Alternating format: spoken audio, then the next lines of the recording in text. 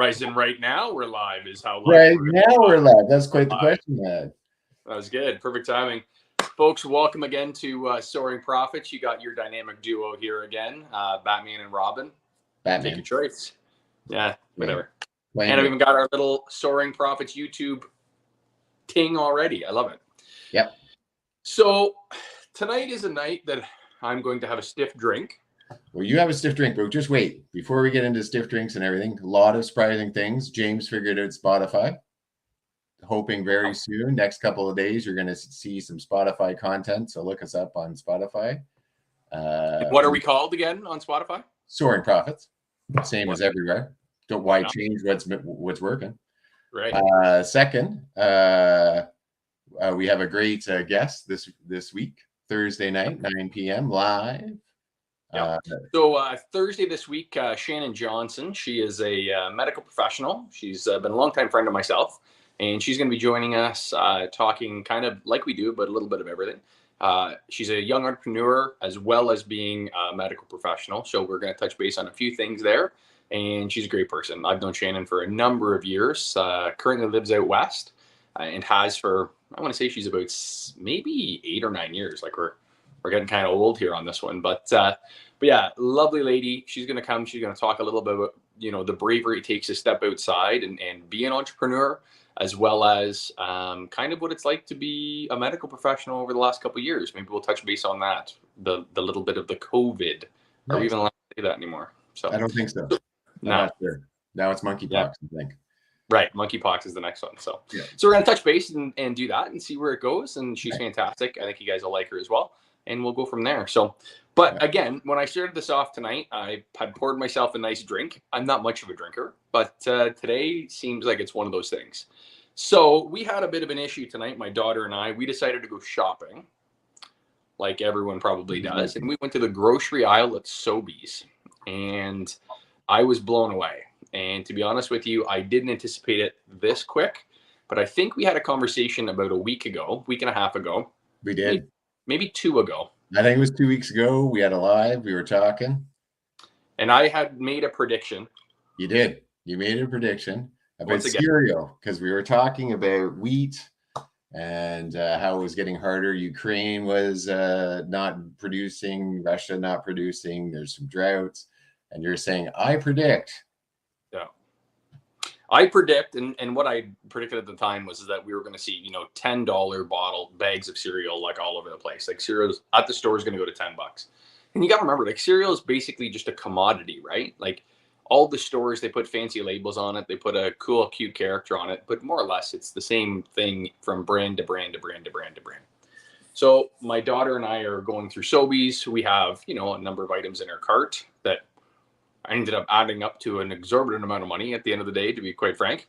Yeah. But we're going down the aisle, and I stumble upon this. And we'll share that up. So if you look down at the bottom, the original price was 9 something. Sale price 7, but that's kind of what they do. And then if you flip over to like something a little bit more exciting than the one there, right there, $13. Right. Now, with that being said, that's like the family pack. That's the jumbo pack. Yeah. But $13 for Lucky Charms cereal. Yeah. A box of sugar. A box of sugar. Yeah. And this is what I'm trying to say to people. These are the canary in the coal mine type scenarios, right? This whole changing of pricing structures, the costs, the input costs that are going up with wheat, the input costs that are going up with oil and gas prices, they've got to go somewhere, right? So when you have, and I hate to say it, but Sobeys is a little bit of an upper level shopping center. And a lot of those people are, they're very understanding of a political world. So when you walk down the aisle and you see a $14 cereal, people are like, oh, it's the Ukraine. And they don't leave it on the fucking shelf. They buy it still. Yeah. Right? Well, because they want to feed their kids. Because they're going to continue feeding their kid as the brand. Well, the problem is, and this goes to the bigger issue in our economy right now, is that we haven't had that fancy word capitulation. Mm-hmm. And capitulation is when you look at that and you go, $14 cereal and you go, I'm leaving it on the shelf. I don't care. And we haven't hit that yet. And until we do, you're going to see continued ratcheting up in prices. Okay. So with these commodity pricing, you're going to start feeling this more and more and more and more and more. Inflation is taking hold. We've been talking about this for a long time. We've been talking about recession. We've been talking about this sort of thing. But we're seeing all this hysteria in the media. We're seeing all of this panic around the world right now about things that really have nothing to do with how people are going to feed themselves, clothe themselves, and get themselves to work. Basic necessities. Yeah. Right. Yeah. Basically, I can't afford to drive myself to work to make the money to pay for the gas it takes me to drive to work and buy groceries for my children. Right. Well, now we have California coming out today, and California is going to be providing a stimulus. Now, this is where this gets crazy, and I want you to start listening to the language that California is looking at here. So they're going to be providing a an inflation relief stimulus check. That makes sense. Time out. Everything we know about stimulus right now, inflation right now, is because people have too much liquidity. There's too much money in the market right now. We printed a bunch of money. Yeah. Right. I know that Biden doesn't believe that, but that's literally basic economics. Can't square that away anymore. Here's the concept. If you have one apple and 5 people with lots of money, that one apple becomes more expensive. Way more expensive. If you have one apple with one guy with money, that apple, he sets the price. That's right. The more people with more money, that's why some of these things that we've talked about before, poverty is kind of conceptual, like it's not necessarily like a hard and fast thing. There's a lot of socioeconomic conditions that are controllable, right? They're depending on how much pain you're willing to endure. Long story short. So you've got California, very blue, very Democrat state, that is willing to send people a check, an additional check in the mail to combat inflation. Well, honey, I'm going to tell you, that's not going to help, right? Because now you're giving more people money around the apple, so that drives the price of the apple up. It's counterproductive. California is like the 4th largest economy in the world. This will be the stupidest thing they could possibly do, and it will prolong our problem. Do you know who they're giving the checks to? Yeah, so under $500,000 household income. $500,000. 500,000? Right. We should move to California, buddy. I think we're doing it wrong. But what they're going to do is is not about the money. And this is something that I want people to be very patient and bear with me for a second. When they put this bill out, they are going to have other blue Democrat states that are going to be like, hey, California did this. Let's do this, right? And the verbiage, the wording around this bill and the stimulus is going to be an inflation stimulus. So countering inflation stimulus, okay? So what that does with the psyche of people is that they literally change their mind's eye on what is causing a problem and the solution to it. So this is a political ploy to create a political identity that pushes away from Biden printed too much money. We have inflation. Do you know what I'm saying? Well, yeah, because they're saying that the solution is giving more money. So you can't blame Biden because he gave money. Because if the solution is giving money, then therefore Biden did the right thing by giving money. But we've all found that, like I say, I'm a liberal, and I think that poor people, I'm okay with them getting a little extra help, especially right now. Give them some money, hand it out. But under 500,000, are you nuts? We're not all equal. I don't deserve a check. I don't deserve any checks. Like, no check should be coming my way. But if you're going to give everyone a check because you need it to be equal, that's crazy talk. But if you have someone under $30,000 a year and you feel that you need to stimulate so they can survive, like literally survive, I'm down with that. No problem at all. And I get what you're saying. It will hurt the economy a little bit. But when you got people that will have to choose between gas and food, feeding families and working, then giving them a little bit bump up, I'm in. But to say that you're going to give it to everybody just seems ridiculous to me. And it's exactly what we did with CERB. It was like a huge mistake. We had people quitting jobs. At our work, we had people quitting, just like walking right off the site, laughing their heads off. It was ridiculous. It was unnecessary. And yeah, no. So I hope it doesn't happen. It's not going to help in any way. So economics don't care about your feelings. Right. And the issue is that when you think that you're bailing out these families, right? That's the concept, right? That's what the Democrats, you're going to start hearing this. You're going to start hearing a lot of pivoting away from Roe v. Wade. You're going to hear about the Democrats bail out families, right? That's what you're going to start hearing. Because at the end of the day, the Roe v. Wade stuff, right, wrong, or indifferent, no matter where you stand on it, is that it's going to be settled at state levels. It's done. It's over. They're going to settle it at state levels now, which is what it should have been all the time, right? That if you know the history of it all, it's not a constitutional issue. It's a state's issue. And that's the whole concept of it. So you don't have to be for abortion, or you can be for abortion, whatever you want to do. And we don't need to touch on it because, again, a couple white dudes talking about abortion.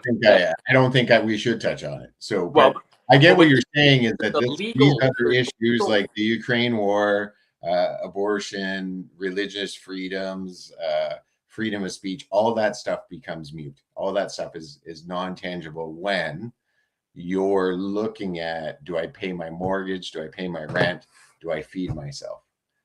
So once we get in that situation, we're close. Like if it's $13 for a box of cereal already, like we're not talking about anything special. Like I remember growing up, you had Vector, and you had some of these,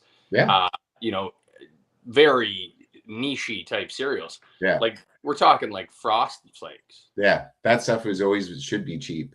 And now I know like you're going to go back to like there's the cheaper stuff. Like when I was a kid, Puff of Wheat, I think it was called, tasted like styrofoam, but that's what my parents bought because we had no money.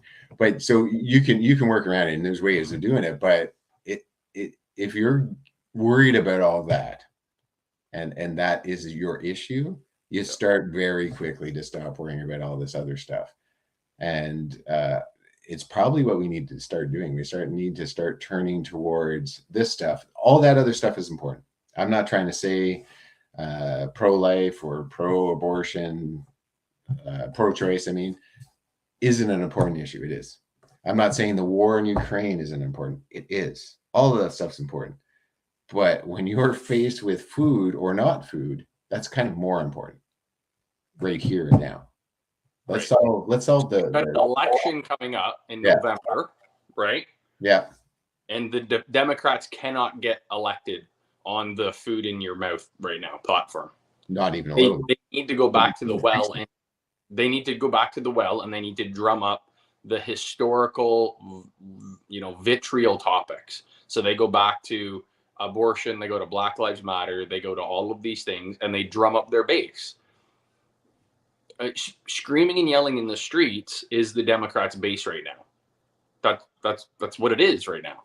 So when that happens, that's the base that you've heard. There's another base, a larger base that's not screaming and yelling in the streets, Pat. I think there's a logical side as well that is talking and trying to promote change of positive nature. Just like I will concede that in the conservative, there's a few people, one or two, that also scream and yell in the streets, but there's also a group that has logical conversations. Well, but it was a week ago when they're going to kill all your kids with guns. Now they're taking away your abortion. You're talking about people the people that are screaming and yelling. There's a large group of Democrats, I am sure, that aren't those people that are worried about kids shootings. Who's not worried about that? That's ridiculous that there are shootings. That's something we have to fix, right? It doesn't matter if you're conservative, liberal. If your children are in danger for any reason, you have to fix that. And the fact that we're just wasting time chattering about it instead of fixing it is a real issue. So what do you do? Well, for me, and it's always been my opinion, and you know this, we need to work on mental health. We need to pour money into mental health. We need to catch these, especially if it's a child-on-child crime. So we have a teenager who's lost everything, whether they're bullied, whether who knows why it happens. we need to be able to catch them and help them before it gets to a point where they're going to get a gun. So last week in the world, if you walked into and this is the talking point, I'm not saying it's reality, but last week, if you were to walk into an abortion clinic anywhere in the United States, you could legally get an abortion, correct? I think so. Okay, I don't know. Okay, so approximately yes. Sure. So this week, the concept, the talking point is that now you are a criminal. So if you are a criminal, yes, right, it's not true, but okay.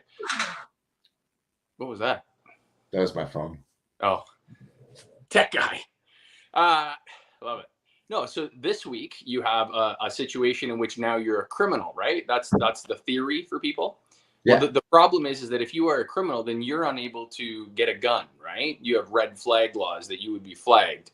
So what I'm saying is that this week you're a criminal. Last week you weren't. Under what administration, and who decides which is next week?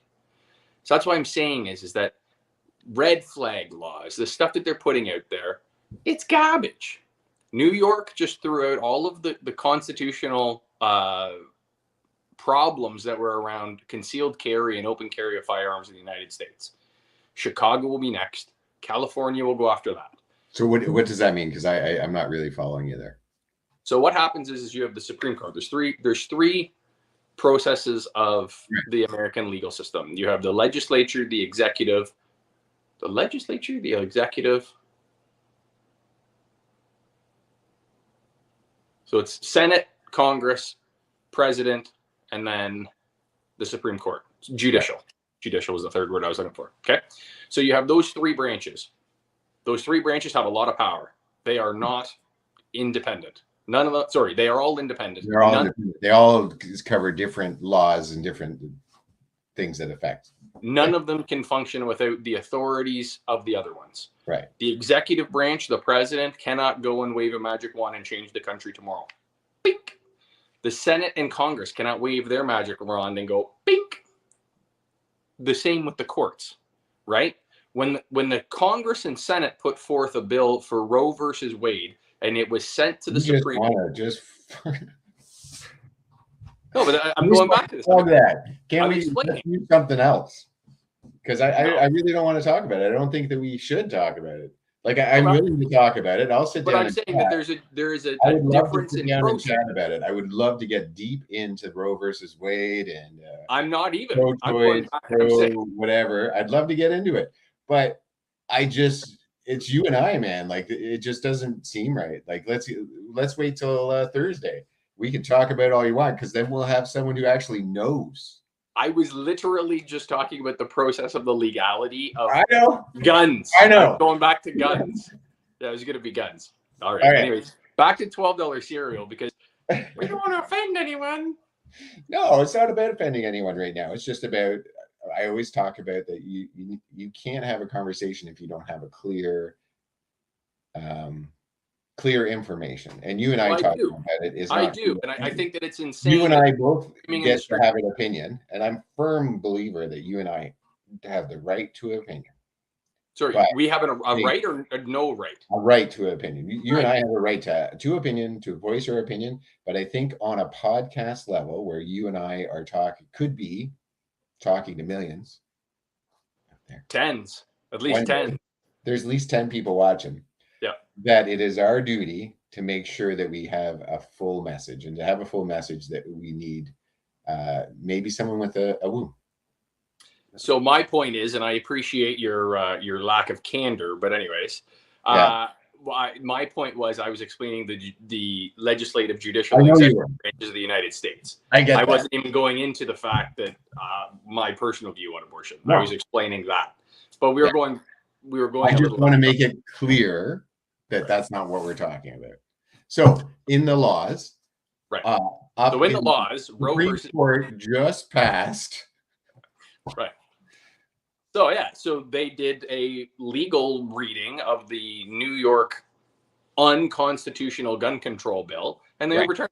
And now they'll do Chicago and Illinois, and now they'll do California. They're just all ready to fall. So what this is that we are going to have to go back to states' issues and understand that if you're going to make gun laws, if they do not fall under the Constitution, then people are going to come along and they're going to make lawsuits and you're going to lose. The Supreme Court has set this up. And this isn't a situation where the Supreme Court does it, willy-nilly. These take, Roe v. Wade's 50 years. Right. Right? It wasn't like they're just like, fuck you. It's 50 years of process, right? So, and that's where we are right now. So the world feels really topsy-turvy right now, but we haven't even started. We haven't even started because you're still able to feed yourself, folks. Yeah. Right? Like at $13, $14 a box of cereal, trust me, that's going to be a real problem soon. So act accordingly. Yeah. Right? Get your head out of your butts and start looking at why things are happening. Don't fall for the distractions, because a lot of these things are distractions. Like when the political people, like, we have a video that we're going to show here that is just basically Joe Biden throwing out a distraction and making us point fingers at the wrong place. Right? Yeah. Do you want to show that? You want to put that up?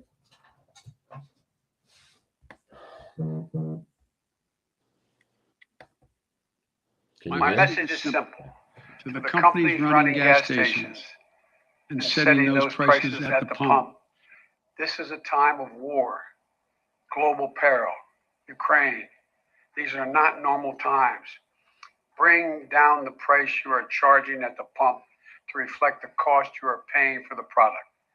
Do it now. Do it today. Wow. Right. So it looks like, why are you all of a sudden huge and I'm small? What's going on with that? Was that on purpose?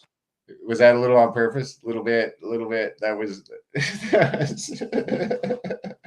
now he knows he's going to do it. He's going to do it all the time. Every time that he has a talking point that he wants to slam home, he's going to make. That's right.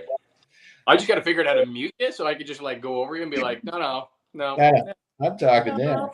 You totally can, because you're in charge, which I'm going to take over soon. But so for me, that looks like he's trying to point fingers at like gas stations. And sure, some gas stations have some control over their prices.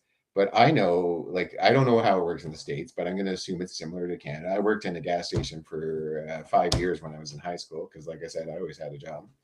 And I literally got a call from at the time Petro-Canada, and Petro-Canada said, "What's your gas price at?"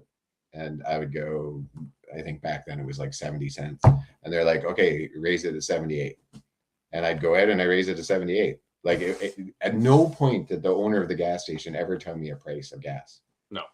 And it was always the same as the Shell across the street or down the street. So just the idea, the thought that he's making it look like, so you'll be angry at the individual gas. So now you'll go to the gas station and go, lower your prices, man. This is all your fault. That it's not Biden's fault. 100%. Right? That to me that's a poor leadership. Like, you're not saying we're going to solve the problem. You're not looking for ways to solve the problem. What you're doing is causing antagonism to your fellow man. You're pointing the finger and making the anger that is pointed at you at someone else. Right. And that's I will argue that is a Democrat, i.e. liberal platform in a lot of cases. Conservatives do it too. Come on. No, I'm not saying they Trump don't. did it his whole term. Well, okay, so when Trump did it, everyone jumped on him and called him for it. Yes. And now everyone's good, like, short of you. CNN's like, maybe it's Exxon. Right? No, it's insane. It's insane. We've lost the concept of reality, and we sit around now, and because he's not orange, we go, fantastic. I don't know about that, but if he came out and said, you know what, folks, you're having a hard time with gas pumps, we're going to lower the taxes we get on it. There's a solution. Lower some taxes. How do you pay back $5 trillion that they printed? Well, I don't know. But if you're going to come up with a solution, Don't point the finger and make people angry at somewhere else. And that is a political tactic that I'm really sick of. But see, that's the problem, dude, is that you're going through sorry? All of this is behavior modification, right? So you're going through a process right now. And I've pulled up the price of oil here. Okay. And I'm just gonna go to 6 months so we can get like a really good shot of this. Get it up close, take a good look at this, right? I'm gonna pull this off so that people can see. Okay. Price action. Here we are, right? Mm-hmm. Well, this was our big bottom that we just had. And Warren Buffett, like third or fourth richest man in the world, decided to swoop in here, and he bought a absolute ass ton of gas stock. So he bought Occidental Petroleum. Well, in the last 2 days, no, I think we're 4 days now. Did he announce he was going to buy it? Yep. Yeah. Up 8%. 4 days, 8%. Yeah. Okay. So now I'm going to tell you that we charted this out. We went through this. This was a descending wedge when we charted it. And we're like, we're going to hit that price target. Well, we hit what? 85% of that price movement. We hit 25 minus 100. Yeah. 75% of that price movement. Okay. Yeah. We're going to do it again. And I would argue that this one here, now that we have a base, will run higher. So I'm telling you now, folks, this is just the beginning. And if you get riled up over stuff and you allow yourself to be emotionally manipulated about the things that you are damn well concerned about, you're going to go in and you're going to pay $18 for shred. And you're not going to be able to eat because you were more worried about this silly clause. And like, whether it's guns, whether it's abortion, whether it's whatever you want to make your silly clause about. You don't mean it's silly. You know it's important. You're just I'm saying whatever your silly thing is. Food. No. I'm saying whatever your silly thing is. Whether you're a gun person and you're going, guns, or you're an abortion advocate and you're going, abortion. But I'm saying don't be dumb. Of the time and space we're in, not silly because the movement itself is silly. And I think that's an important distinction. Do you believe that the gun rights advocacy in the United States is silly? Right now? Yes. Instead of working on the real issue. No, I'm asking you, do you think that the gun rights advocacy in the United States is a silly process? I'm not sure of the question. Are you saying, I think that people getting all upset about the fact that they're going to lose their gun rights is ridiculous? Yeah. Yes. I think it's there's a shit ton of people out there that are saying the same thing about abortion. Right? Sure, there's some there. Yeah. Same thing. Right, left, whatever you want to be. Whatever you feel it's yeah. But I don't think the issue is silly. That's what I'm saying. That the gun rights are silly. No, I think some of the people that are like getting all upset over it are silly. That's what I'm talking about. But I think the issue itself is very important. And I think the issue of abortion rights is very important. I just think right now when it's a distraction we don't need. You want to hit on pride? Our governments should be working on the problem, which is going to hit us very hard. They need to start working on mental health. They need to start working on getting our money right. And handing out money is not the solution. But if you're going to keep on throwing distractions and pointing fingers, I don't see how we're going to, that's not going to help anyone. Like leadership isn't like that. Shouldn't be like that. Well, that would be if you had a leader. Yeah. There's no leadership. So I saw something, and you probably know the answer to this. Dougie Ford in July is going to come do something with gas. Well, he's looking to knock off some of the taxes, like you had said earlier. Right. So he's trying to knock off some of the carbon taxing that the province takes in. And I'm not a conservative. I don't push conservative concepts. But to me, and same, I said all the way through the pandemic, although I don't agree with everything Ford does, I'm not going to agree with his education cuts and his health cuts. But to me, that's a leader. You know, you're suffering from gas costs. We're going to take some of that hit ourselves too. Like, doesn't that just make sense as a leader? He's not pointing the finger and saying it's his fault, it's her fault, get mad at them. He's saying we're going to try and solve the issue this way. Well, and I would tend to agree, because what you're doing is, there's two sides to this. Let's pull this down so then we can have a general conversation and not stare at oil. So there's two facets that go into the plan that Ford's put forth. Yeah. First of all, there's no more printing of free money. Yes. Cool, right? The more you print, the more there is, the more that value of that dollar goes down, but more the perceived value of the person that has it increases, right? So there's no money being printed. Okay, he's just cutting a tax off. There's no money being printed. Yeah. And the money that's coming off is directly affecting the people that are using it. That's right. Right? So if you have somebody who doesn't work, doesn't go out of the house, just sits around and drinks beer and smokes dope and all that sort of thing, right? Yeah. You ain't getting it. No. Yeah. You are not a member of this community that is needing this middle class handout. That's right. That works. That's what I think. The problem is that in the States, and especially in Democrat and liberal areas, you get outrage, right? Like, why are you not giving this out to everybody? And it's like, because they literally don't. They have a scooter and they live in a bus shelter. Fuck. Right? Like, they just don't. They're not partaking. I don't know what to do. You should stop drinking very soon. I got half a drink. I love it. Yeah. Okay. Well, I'm going to just jump over that analogy. Am I wrong? But I agree. I agree. You're right. You're going off on a rail. I'm not saying that poor people, because there are people that you're describing like a minority of people that you're right. They don't work. They don't do anything. They just collect money and they smoke weed. And I met them. They tried to rent my place a couple of times, quite a few times. They just needed a leg up, apparently.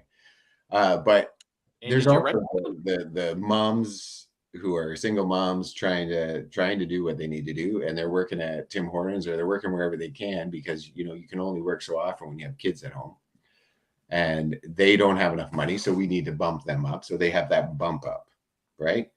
So this won't help them, but there are other things that we can use to help them, like giving out everyone $1,000. Say that was what Ford decided to do. I'm going to give everyone $1,000. Well, I don't need $1,000. You don't need $1,000. That would be ridiculous to do that. But to give anyone under $20,000 a year $1,000, go ahead. I would be down with that. Help those people out. For us, getting that break in the gas, well, that's going to help me. That's going to allow me to buy food. It's going to allow me to put more money into the economy to help, keep it flowing until we can get it back to stable, because we still need people spending money. Right? What if you were to give $1,000 to everybody, what would that do to inflation? I'm not saying everybody. I'm saying that's a bad idea. Right. Okay. So if you were to give that to 20,000 and under, I'm just doing quick math here. So say, I don't know what percent of the population is 20,000 under. Would it be 10% of the population in our city? Could be more, actually. In our city, minimum wage, so $15 an hour, 40 hours a week works out to $600 a week. Right. That's gross. Yeah. Then you need to times that by 52 weeks, which that paycheck would go over, and it works out to $31,200. Right. So you need to be working part-time at minimum wage. And that's what I'm talking about. Trying to raise your family on. That's right. Yeah. Those are the people that How about employment? How about gainful employment? Like, why don't we focus on getting them employed? Because there are people in the world that it's just not possible. You got 3 kids and you're alone. You can't afford daycare. Do you have any, do you have a clue what daycare costs? Yeah, but it's all covered through their government benefits. It doesn't work that way. Yeah, it does. If you're willing to go to work, it's not as covered as you think it is. It's not as covered as you think it is.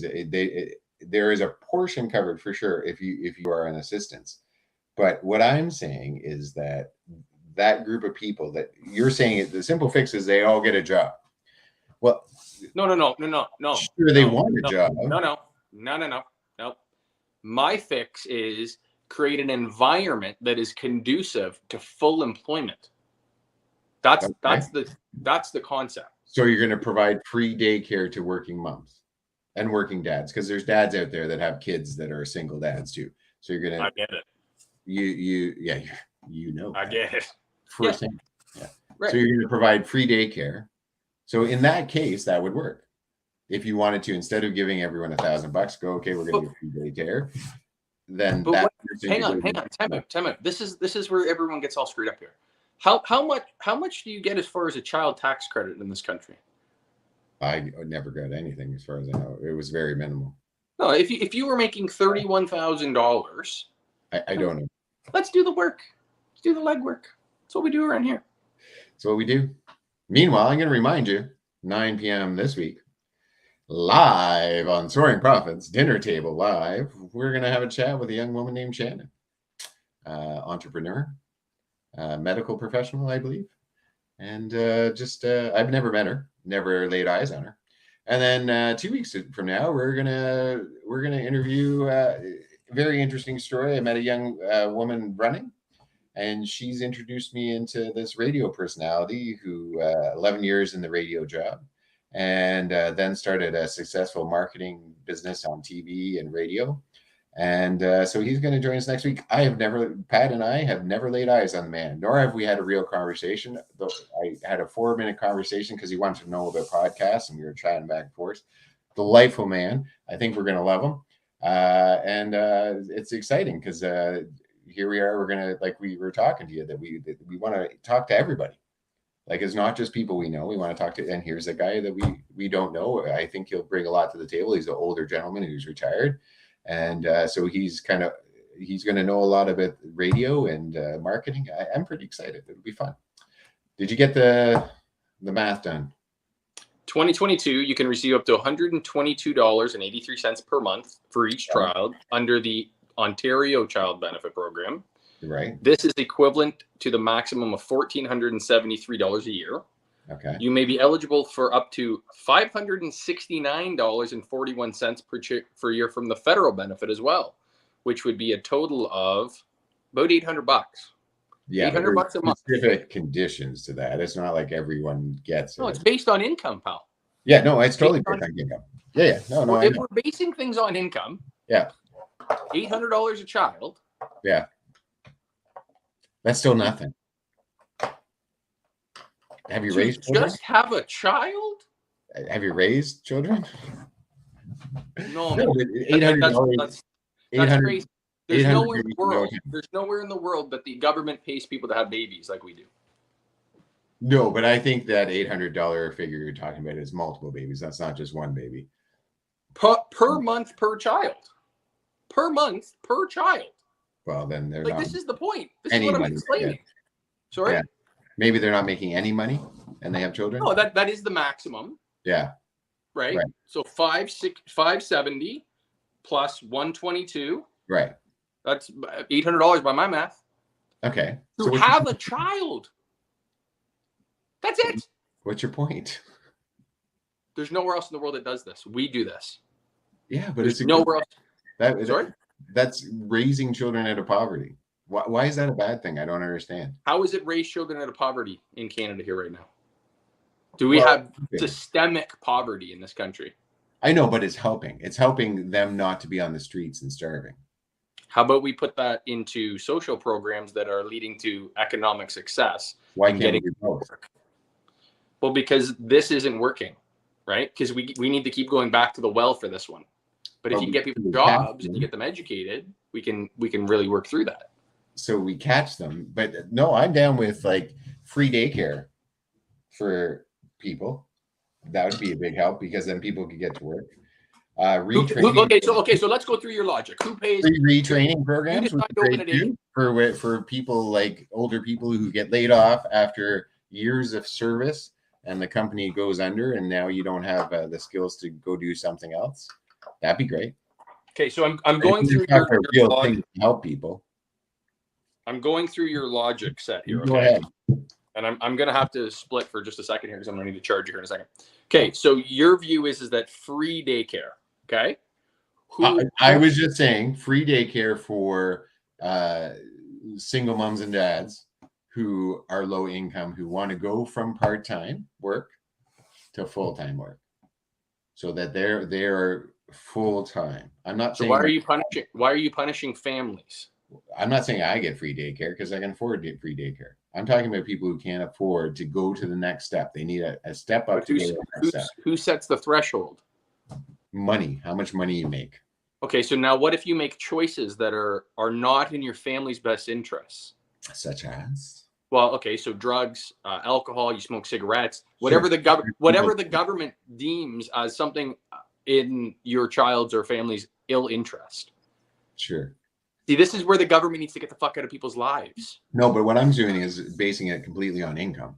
So you have a single parent that has 2 children and can't afford, doesn't have time to work a full-time job, so is making that low income part-time job that they can do while the kid's at school, because that's all they have time for, right? They can't do full-time. And then we give them a leg up by giving them free daycare because they are actually going to go from part-time to full-time.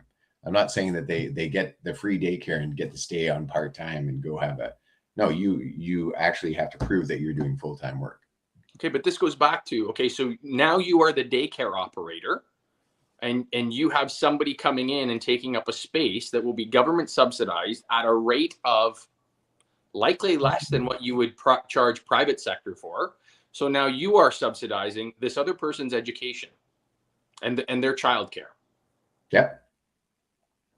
So you as a private daycare now are subsidizing Helen's choices because she the private doesn't daycare is not paying for it. The government's paying for it.